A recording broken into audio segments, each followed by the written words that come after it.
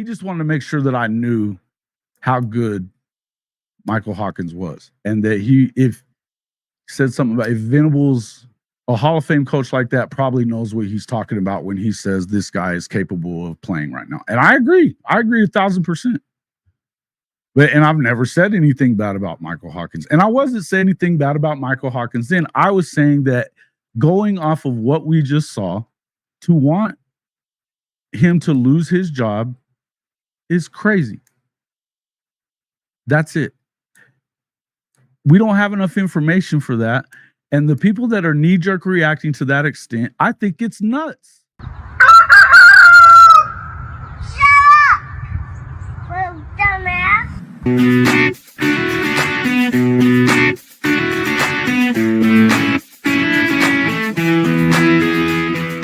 Good morning, good morning, good morning. And no, I'm not late. I'm fashionably, I get here when I feel like it. No, I'm just kidding.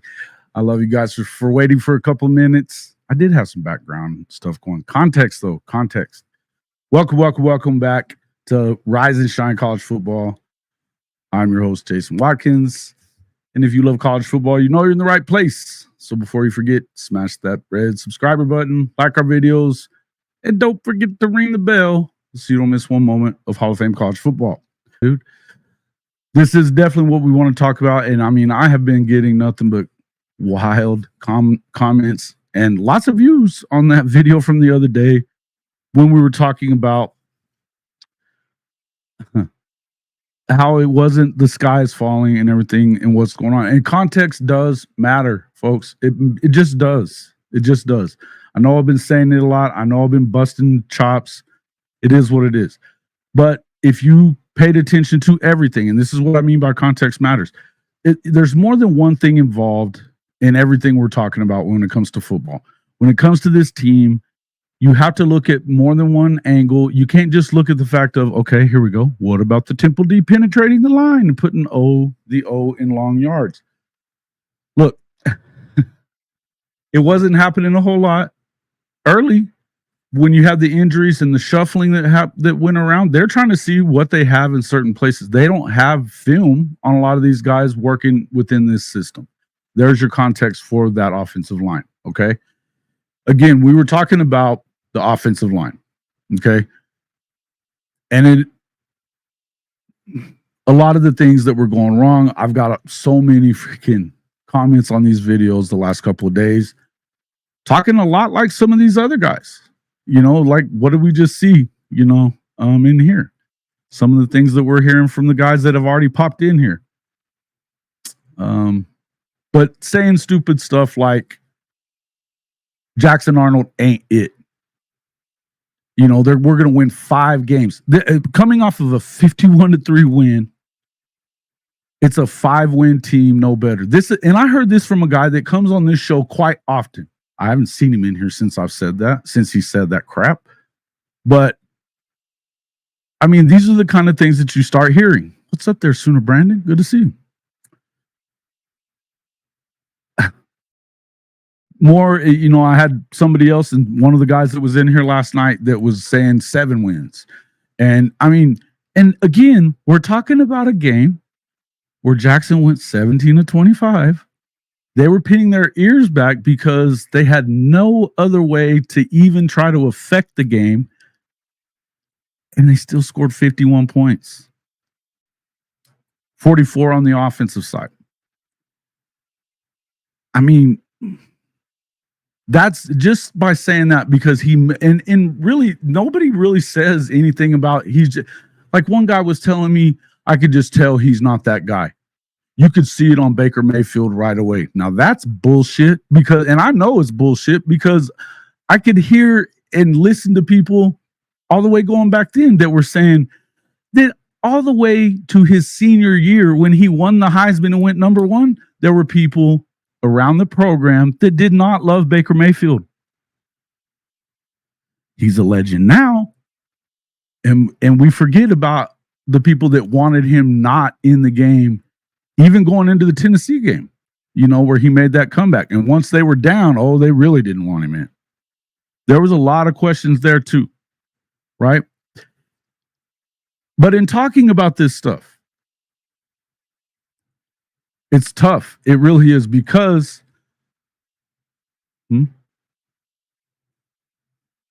Billy, I'm gonna get to you in a minute.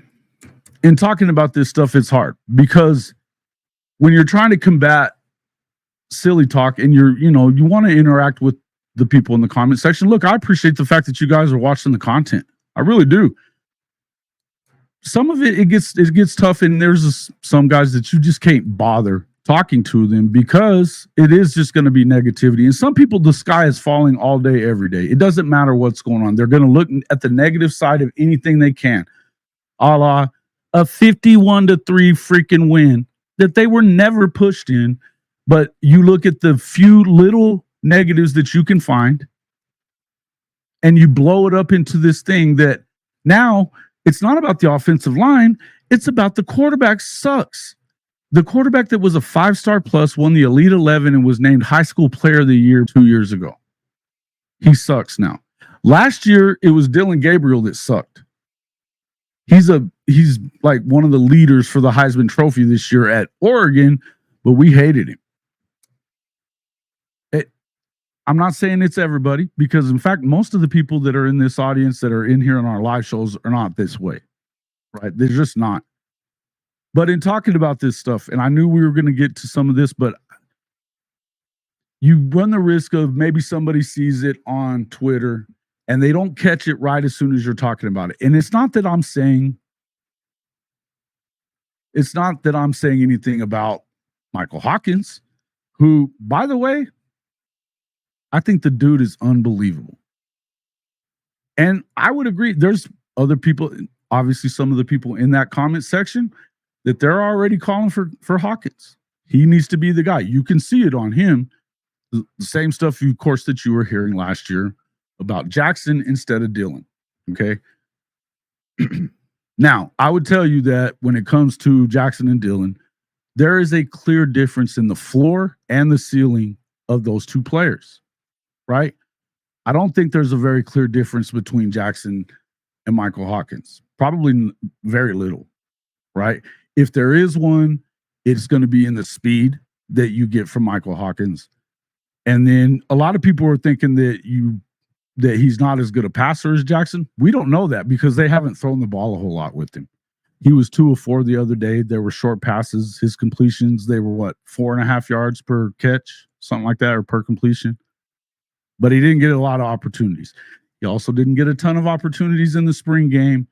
But from everything you hear from the people that are at practice daily, watching these guys go up against everybody else, you heard Gabe Eichert say he was better than Caleb Williams early on in the spring.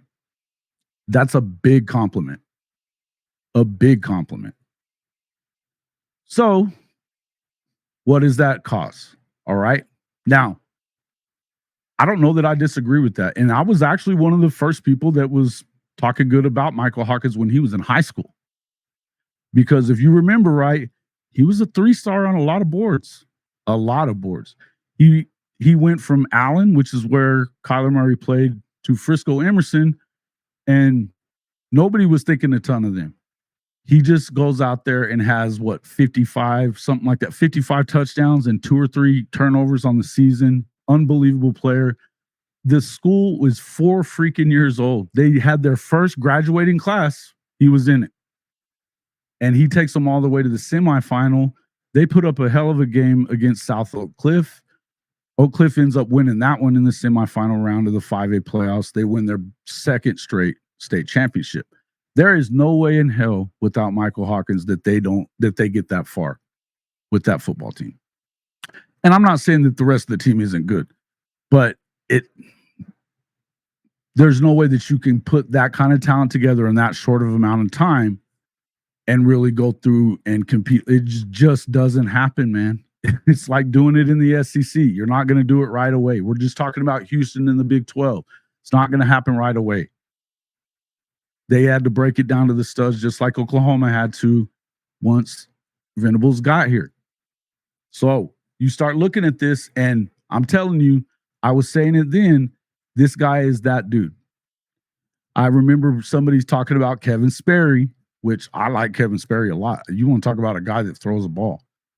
And they were saying that he would be the next guy after Jackson. I was like, you're out of your mind if you think, I don't remember who it was, but this was last year.